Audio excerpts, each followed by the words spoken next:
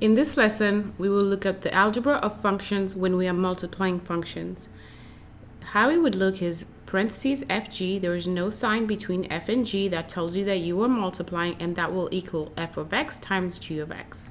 So let's go ahead and get started. So for a here, we have fg of x.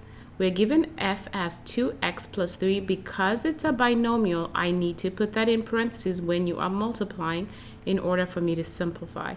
Same thing here, I'm going to put parentheses and put it right next to that. Now, if this had just been one term, like 2x, I wouldn't have put it in parentheses, but anything over one term, you need to put it in parentheses.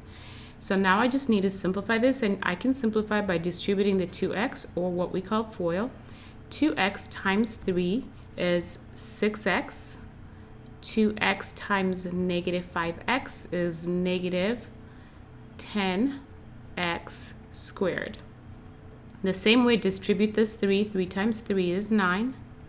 And 3 times negative 5x is negative 15x. Now what you want to do is look for your like terms. I have 6x and negative 15x. And I like to write it in standard form, which just means that put it in the order of exponents going down.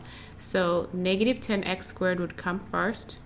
Then I'm going to do 6 minus 15, which is 9. Yep, just double checking that. That's 9x. And then I'm going to drop that 9.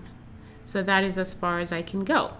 Now b says f of g of negative 1. So I already found the f of g functions. Now I just need to plug in negative 1. So we have negative 10, open parentheses, negative 1 squared minus 9 times negative 1 plus 9. Simplify. Negative 1 times negative 1 is a positive 1. I'm just going to go ahead and drop everything down. Now we multiply. Negative 10 times 1 is negative 10. Negative 9 times negative 1 is a positive 9. And then add this 9. So negative 9 plus 1 is negative 1 plus 9 is 8. Or you can just use your calculator if you're allowed to. Number 2, we have f and g. Both of them have square root. So if I want to multiply f times g, I'm going to take f, which is, I guess I'll write it here, x minus 3. I could put it in parentheses. I guess I shall do that. But you don't have to when it's a square root. And then here I have x plus 3. Okay, if this had been the exact same thing under the square root, then I would have crossed out the square root. But you can't do that because it's not the same thing. So that is as far as I can go.